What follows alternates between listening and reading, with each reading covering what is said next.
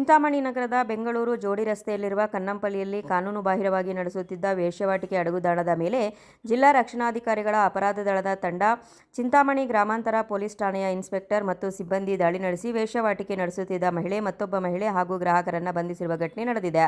ಸಂಜೆ ಖಚಿತ ಮಾಹಿತಿ ಮೇರೆಗೆ ಜಿಲ್ಲಾ ರಕ್ಷಣಾಧಿಕಾರಿಗಳ ಅಪರಾಧ ದಳದ ತಂಡದ ಕೆಂಚಾಳಹಳ್ಳಿ ಪಿಎಸ್ಐ ಶ್ಯಾಮಲಾ ಮತ್ತು ಮಹಿಳಾ ಮತ್ತು ಇತರೆ ಸಿಬ್ಬಂದಿ ಗ್ರಾಮಾಂತರ ಪೊಲೀಸ್ ಠಾಣೆಯ ಪೊಲೀಸ್ ಇನ್ಸ್ಪೆಕ್ಟರ್ ಶಿವರಾಜ್ ಎಸ್ ಹಾಗೂ ಸಿಬ್ಬಂದಿ ಪಂಚರೊಂದಿಗೆ ಕನ್ನಂಪಲ್ಲಿಯಿಂದ ಕಲ್ಲಹಳ್ಳಿಗೆ ಹೋಗುವ ರಸ್ತೆಯಲ್ಲಿರುವ ಮನೆಯ ಮೇಲೆ ದಾಳಿ ನಡೆಸಿದ್ದಾಗ ಮನೆಯನ್ನು ಪರಿಶೀಲಿಸಿದಾಗ ಮನೆಯೊಳಗೆ ವೇಶ್ಯಾವಾಟಿಕೆ ಚಟುವಟಿಕೆ ನಡೆಯುತ್ತಿರುವುದು ದೃಢಪಟ್ಟಿದೆ.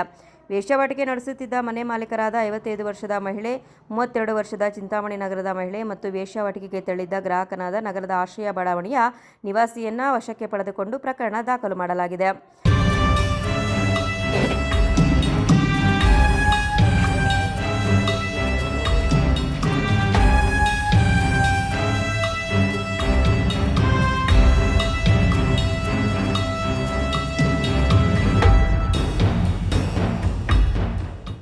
ಮನೆಯ ಮಾಲಕಿರವರು ಹಣ ಸಂಪಾದಿಸುವ ಉದ್ದೇಶದಿಂದ ತನ್ನ ಪರಿಚಯದ ಹೆಣ್ಣು ಮಕ್ಕಳನ್ನು ಬಳಸಿ ಗ್ರಾಹಕರಿಂದ ಹಣ ಪಡೆದು ವೇಶ್ಯಾವಾಟಿಕೆ ದಂಧೆ ನಡೆಸುತ್ತಿದ್ದರು ಎಂಬುದು ವಿಚಾರಣೆಯಿಂದ ತಿಳಿದು ಬಂದಿದೆ.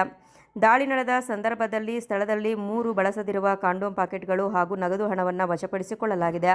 ಈ ಸಂಬಂಧ ಚಿಂತಾಮಣಿ ಗ್ರಾಮಾಂತರ ಪೊಲೀಸ್ ಠಾಣೆಯಲ್ಲಿ ಪ್ರಕರಣ ದಾಖಲಾಗಿದ್ದು ಕಾನೂನು ರೀತ್ಯ ಮುಂದಿನ ಕ್ರಮ ಕೈಗೊಳ್ಳಲಾಗಿದೆ. Imran Khan, CTV news, Chintamani.